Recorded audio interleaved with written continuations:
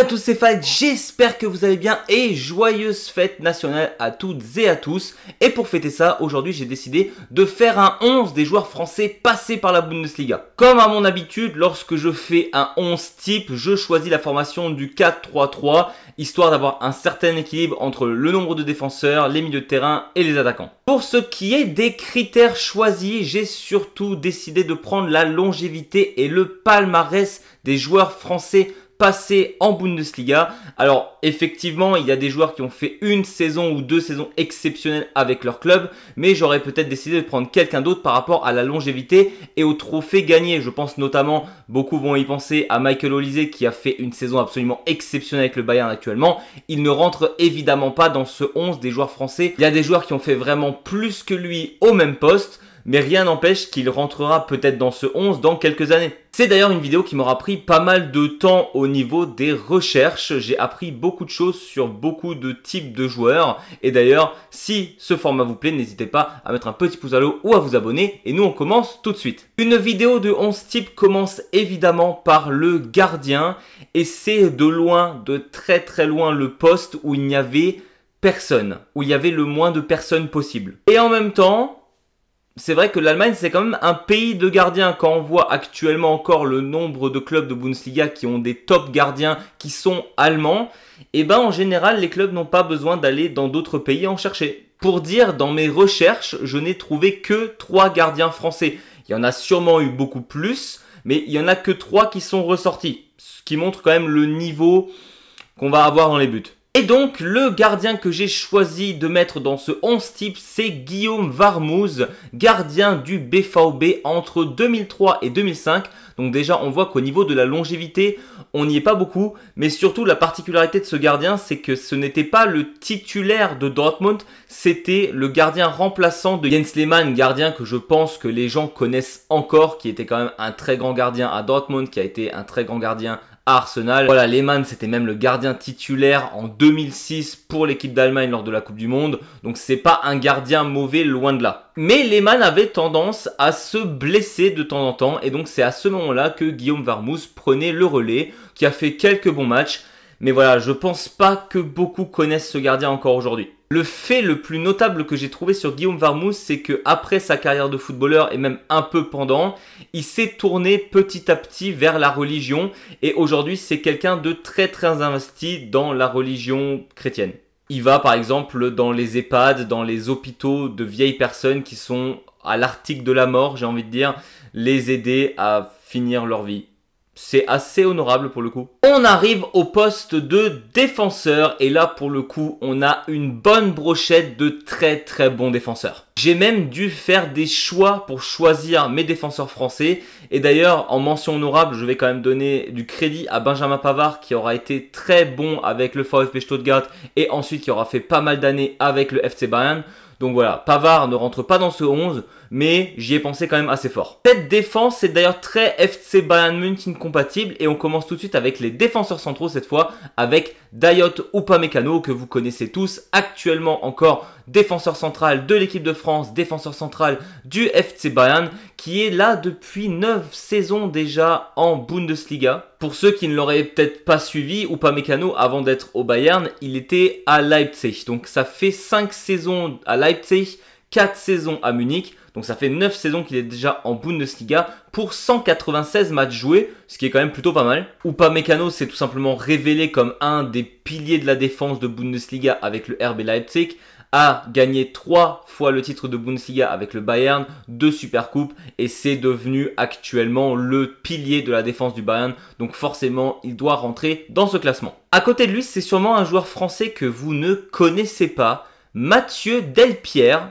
Voilà, pour ceux qui le connaissent, n'hésitez pas à le mettre en commentaire. Mathieu Delpierre est un défenseur central qui s'est fait connaître au VfB Stuttgart en 2004 et aura joué en Bundesliga jusqu'en 2014. Ça fait quand même pas mal d'années en Bundes. Il sera au sein du club de Stuttgart entre 2004 et 2012, qui est quand même plutôt pas mal, 8 saisons au sein du même club. Il gagnera le fameux titre de Bundesliga avec Stuttgart en 2007 et deviendra même capitaine du club en 2009 jusqu'à ce qu'il parte en 2012. Donc on voit quand même, c'est un joueur qui aura impacté cette équipe du VfB Stuttgart. Et en plus de ces 8 années à Stuttgart, il fera 2 saisons au TSG Hoffenheim lorsqu'ils seront en Bundesliga. Donc vraiment, Mathieu Delpierre, je le connaissais pas plus que ça, j'avais déjà entendu parler de ce joueur, je sais qu'il était capitaine fin des années 2000 de cette équipe de Stuttgart. Par contre, je ne savais pas qu'il était resté aussi longtemps et qu'il était aussi important pour Stuttgart dans la quête au titre en 2007. Et donc forcément, longévité plus importance au sein d'un club de Bundesliga, il rentre dans ce 11. Pour ce qui est des 2 défenseurs latéraux, ce sont 2 Français qui ont joué ensemble au FC Bayern München. On a à droite Willy Sagnol, qui était au Bayern entre l'an 2000 jusqu'à 2008. Il aura disputé plus de 270 matchs avec le FC Bayern, sera un acteur majeur lui également de la Ligue des Champions gagnée par le Bayern en 2001. Et en plus de ça, il gagnera 5 fois la Bundesliga, 4 fois la Coupe d'Allemagne. Mais Willy Sagnol se fera un peu évincer en fin des années 2000, tout simplement à cause du nombre de blessures assez récurrentes et l'émergence d'un certain Philipp Lahm, que vous connaissez je pense tous. Fun fact, Willy Sagnol, je pense que vous le savez, c'est actuellement l'entraîneur de la Géorgie, mais il faut savoir qu'il aura été coach du Bayern pendant un seul match en 2017 où il fera l'intérim entre 2 coachs. Et il aura même pas gagné ce fameux match, ils auront fait match nul. Et en latéral gauche, on parle tout simplement d'un des tout meilleurs défenseurs de l'histoire de la Bundesliga, un des meilleurs latéraux gauche que le Bayern n'ait jamais eu, qui fait partie actuellement du Hall of Fame du FC Bayern, ça montre quand même le niveau du gars, Vicente Lizarazu. Peut-être que beaucoup le connaissent actuellement en tant que commentateur sportif, d'ailleurs je le trouve plutôt bon en général, ou en tant que joueur de l'équipe de France, mais il faut savoir que là où il a été le plus rayonnant, c'est avec le Bayern. Lizarazu avec le Bayern, c'est simple, c'est 6 Bundesliga, 4 Coupes d'Allemagne, une Ligue des Champions, une Coupe intercontinentale, et tout simplement un des latéraux les plus iconiques, un des meilleurs au niveau défensif, au niveau de la récupération de balles, et avec un certain génie offensif, une certaine rapidité qui a amené énormément de danger en attaque au sein du FC Bayern. Pour moi, de cette liste, un même des tout meilleurs Français ayant jamais été en Bundesliga. On arrive au poste de milieu de terrain et j'ai décidé de prendre un milieu défensif, 2 milieux offensifs. On va évidemment commencer par le numéro 6, que vous ne connaissez peut-être pas, c'est Jonathan Schmid, qui se prononce sûrement plutôt Jonathan Schmid. Jonathan Schmid est un Alsacien qui a fait son parcours junior au sein du Racing Club de Strasbourg, qui partira ensuite à Offenburg, qui est clairement pas très loin de Strasbourg au niveau de la carte, mais qui est un club en Allemagne, mais il se fera repérer par le SC Freiburg lorsqu'il est dans les jeunes et intégrera très rapidement le SC Freiburg. De 2009 à 2012, il fera d'ailleurs partie de cette équipe 2 du SC Freiburg qui est sûrement à ce moment-là soit en Ligue 3, soit en Ligue 4 allemande. De 2009 à 2011, Jonathan Schmid intégrera l'équipe 2 du SC Freiburg qui à ce moment-là soit est en Ligue 3, soit en Ligue 4 allemande. Et c'est à partir de la saison 2011-2012 que Jonathan Schmid intégrera l'équipe 1 du SC Freiburg où il restera jusqu'en 2015. Le club de Freiburg étant relégué en Ligue 2, il choisira d'aller une année au TSG Hoffenheim puis 3 ans au FC Augsburg. Donc ça commence à faire quand même déjà pas mal d'années en Bundesliga. Puis il réintégrera le SC Freiburg de 2019 à 2023. Donc techniquement, de 2009 à 2023, Jonathan Schmid est un joueur qui joue en Allemagne.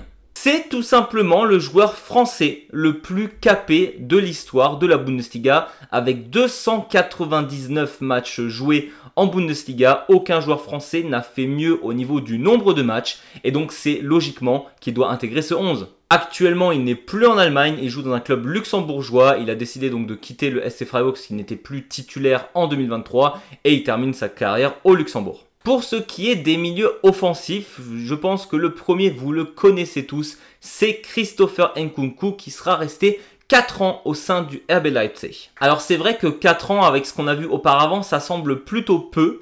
Par contre, Nkunku en 4 ans, il aura vraiment tout cassé statistiquement parlant. De 2019 à 2023, Nkunku aura joué 119 matchs de Bundesliga avec Leipzig, marquant 47 buts et faisant 41 passes décisives.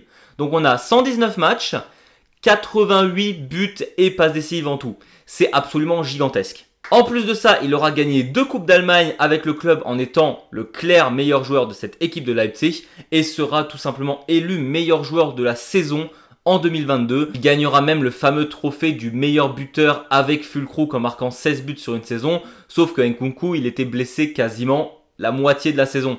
Donc voilà, au niveau des stats, Nkunku en 4 ans, c'est absolument phénoménal. Dommage qu'il soit énormément blessé actuellement avec Chelsea parce que c'est un joueur exceptionnel. Et de l'autre côté, un joueur que j'affectionne particulièrement, Yoann Miku, joueur du Werder Bremen entre 2002 et 2006. Yoann Miku, à ce moment-là, c'est tout simplement un 10 créateur absolument phénoménal qui est considéré comme un des grands piliers de cette équipe, qui fait partie de la fameuse équipe du Werder Bremen qui cherche le doublé en 2003-2004 avec la Coupe d'Allemagne et le trophée de Bundesliga. En 123 matchs, on aura 39 buts, 31 passes décisives. Sur le principe, c'est un peu moins que Nkunku, mais le foot à cette époque-là était beaucoup plus lent. Franchement, Yoann Miku, c'était absolument exceptionnel. Et promis, je fais pas mon fanboy, essayez de me chercher un joueur plus impactant que Yoann Miku en milieu offensif français en Bundesliga. Il n'y en a pas beaucoup. On arrive en attaque et on va garder le meilleur joueur français ayant jamais été en Bundesliga pour la fin. On commence avec le latéral droit. J'ai décidé de choisir Kingsley Coman. Mine de rien, en préparant cette vidéo, j'ai vu que Coman est au sein du Bayern depuis 2015. Ça fait 10 ans que Coman est au Bayern. Je me rends pas compte, le temps passe hyper vite. Alors malheureusement, en 10 ans au sein du Bayern, Coman n'aura joué que 227 matchs en Bundesliga. Oui, il est malheureusement touché par énormément de blessures, ça on le sait. Sur ces 227 apparitions, on a quand même 46 buts et 42 passes décisives. Coman, je pense que vous le connaissez tous aussi pour le fameux but de la victoire en Ligue des Champions en 2020 face à son club formateur, le PSG. C'est sûrement d'ailleurs le but le plus important de sa carrière. Hors Bundesliga, on a quand même 319 matchs pour le Bayern et en tout, Coman, il a quand même 67 buts et 56 passes décisives. Niveau iconique, on est quand même très très haut. Sachant que Coman fait partie du fameux triplé de 2020 en étant un acteur majeur et il a gagné techniquement 9 titres de Bundesliga. Le seul titre qu'il ne gagne pas, c'est lorsque Leverkusen gagne la Bundes. Donc tout à l'heure, je parlais de Michael Olise, mais donc pour chercher Kingsley Coman, il va falloir être très peu blessé et faire pas mal de saisons au sein du Bayern pour lui passer devant. Parce que clairement, de l'autre côté, personne ne passe devant. Mais avant de parler du Kaiser, on va parler de l'attaquant et je pense que c'est à ce moment-là où vous quittez la vidéo parce que mon choix est plus que discutable. On a de très très bons attaquants français qui sont passés par la Bundesliga. Et d'ailleurs, si vous avez suivi cette vidéo jusqu'à maintenant, vous voyez très bien que c'est surtout à partir des années 2000 où on a eu pas mal d'étrangers et de Français qui venaient au sein du championnat allemand. Et actuellement, je crois que la France, c'est un des pays les plus représentés de la Bundesliga. Sauf que ça n'a pas toujours été le cas. C'est pour ça qu'on se retrouve avec des joueurs plutôt modernes des années 2000, 2010 ou 2020. Et donc, mis à part Papin, qui était passé au sein du Bayern, qui avait complètement foiré son année au Bayern, on a beaucoup d'attaquants très bons récemment qui sont en Bundesliga. Je pense notamment à Kolo Muani, je pense à Ekitike, je pense à Alassane Plea. Et bien, figurez-vous que je n'ai choisi aucun de ces trois joueurs. Alors oui, Kolo Muani en 2022-2023, c'est peut-être la meilleure version d'un Français qu'on ait eu en attaque. Par contre, c'était que sur une ou deux saisons où il était là et après il est parti, même si je crois que sur 2022-2023, il y avait 26 contributions offensives, ce qui est absolument gigantesque. On a Ekitike qui actuellement a déjà quand même 47 matchs avec Francfort, qui fait un très très beau taf, mais pareil, au niveau de la longévité, on n'y est pas encore. Et donc dans ce cas précis, j'ai pensé à Alassane Plea qui est au sein du Borussia Mönchengladbach depuis 2018 maintenant, ça commence à faire pas mal d'années qu'il est là. Et sur ses 208 matchs avec Gladbach, il est à 58 buts, ce qui est plutôt gigantesque au niveau de la contribution et de la longévité. Mais en faisant mes petites recherches, j'ai trouvé un joueur français qui a presque autant d'années, qui a même plus d'années que Plea en Bundesliga et qui a marqué plus de buts. Et ce joueur, c'est Anthony Modeste. Alors oui, je sais, intrinsèquement parlant, c'est peut-être le moins bon de tous les joueurs que j'ai cités. Mais par contre, il faut écouter son palmarès. Modeste, il est resté 3 ans à Hoffenheim, 7 ans à Köln, ce qui est quand même beaucoup, ça fait déjà 10 ans en Bundesliga. Et il a aussi fait une toute petite année au sein du Borussia Dortmund. Alors oui, au niveau du nombre d'années, il aura été plus en Bundesliga que Plea. Par contre, il aura moins joué à cause de blessures. Il aura eu 182 matchs en Allemagne. Mais là où Plea, il a 208 matchs pour 58 buts, Anthony Modeste, il a 182 matchs pour 81 buts. Donc on a déjà beaucoup plus de buts que tous les autres joueurs. Et en plus, il a 10 passes décisives. Ce qui est pas mal, ça rajoute toujours un peu de cachet. Et le gars, il était loin d'être mauvais. En 2016-2017, il met quand même 25 buts sur 34 matchs. Et en 2020-21, il en mettra 20 sur 32. Donc franchement, Anthony Modeste, oui, comme dit, c'est pas le plus clinquant de tous, mais c'est un très bon joueur de foot. Après, évidemment, n'hésitez pas à me dire si vous n'êtes pas d'accord, qui vous mettriez à sa place. Et on termine avec le meilleur joueur n'ayant jamais joué en Bundesliga, un des tout meilleurs joueurs de l'histoire, j'ose le dire, le vol de 2013. On a évidemment Franck Ribéry. Déjà au niveau de la longévité, on est au Bayern à partir de 2007 et on termine sa carrière en 2019. Donc il est quand même resté 12 ans au sein du FC Bayern. Évidemment, vous le savez aussi tous, sur ces 12 ans, on a peu de matchs, on a 273 matchs pour des raisons de blessures répétées, que ce soit fin des années 2000, que ce soit milieu des années 2010, Franck Ribéry aura été touché par malheureusement beaucoup de blessures. On aura 86 buts et 78 passes décisives, ce qui est absolument phénoménal. Toute compétition confondue par contre, c'est celui avec le plus de matchs, avec 425 matchs pour le Bayern. Et alors là, au niveau des titres, c'est le premier joueur de l'histoire de la Bundesliga avec les fameux 9 titres gagnés de Bundesliga. Je crois qu'il y a 6 Coupes d'Allemagne, il y a le fameux triplé en 2013. Premier triplé d'un club allemand dans l'histoire, donc c'est pas quelque chose d'anodin. Il nous gratifiera aussi d'un Messi sur les fesses lors d'un dribble face au FC Barcelone. Et évidemment, tout simplement, le meilleur joueur de la saison en 2013. Ribéry a été élu meilleur joueur d'Europe en 2013, mais ne gagnera pas le Ballon d'Or par la suite parce que les votants. Non, parce que le gars était quand même devant Messi et Ronaldo en 2013. Les gars étaient plutôt pas mauvais. Il était devant eux sur le trophée du meilleur joueur en Europe. Mais par contre, vous allez me dire que quelques semaines après, il ne gagne pas le Ballon d'Or du meilleur joueur au monde. Il est 3e. Alors qu'il a fait le triplé avec le Bayern, qu'il a mis Messi sur les fesses et que c'était de loin le meilleur joueur de cette saison. Ça me révolte encore aujourd'hui. Et d'ailleurs, je pense qu'intérieurement, il l'a toujours pas digéré dans le sens où on a bien vu que psychologiquement, l'année d'après, c'était beaucoup plus difficile pour Franck. Mais bon, Franck Ribéry, tout simplement, le joueur français le plus iconique de l'histoire de la Bundesliga. Au niveau des étrangers, d'ailleurs, je ne sais pas s'il y a beaucoup de joueurs qui font mieux que Ribéry. On a Lewandowski qui est très très iconique. On a Robben, on a Ribéry. Je pense que personne passe ces trois-là. Un peu plus loin, on a Pizarro qui quand même est le deuxième étranger avec le plus de buts marqués en Bundesliga. Et évidemment, Franck Ribéry, si on fait un 11 des Français passés en Bundesliga, c'est mon capitaine de cette équipe. Et donc, petit récap de mon 11 français passé par la Bundesliga. Dans les buts, on a Guillaume Varmouze. En latéral gauche, on a Vicente Lizarazu, Mathieu Delpierre et Dayot Upamecano en défenseurs centraux. Willy Sagnol en tant que défenseur droit. On a Jonathan Schmidt en tant que milieu défensif. Nkunku et Yohan Miku en milieu offensif. Modeste en pointe. Ribéry à gauche et Coman à droite. Voilà, c'était tout pour moi. J'espère que cette vidéo vous a plu. Je sais qu'on a oublié plein de monde. On a plein de très très bons joueurs français passés par la Bundesliga. En mention honorable, je l'ai déjà dit tout à l'heure, il y a Pavard, mais on a aussi des Guilavogui qui est là depuis très longtemps. On a Tolisso, on a Diaby, voilà, on a Thuram qui était aussi à Gladbach. On a énormément de très très bons joueurs tricolores en Allemagne et j'ai hâte de voir la suite qui sortira du lot. On a déjà Michael Olise, mais peut-être qu'il y en aura d'autres à l'avenir. D'ailleurs, n'hésitez pas vous à me dire quel est votre joueur français préféré passé par la Bundesliga. Nous, on se retrouve très très vite pour de nouvelles vidéos et d'ici là, je vous dis, servus!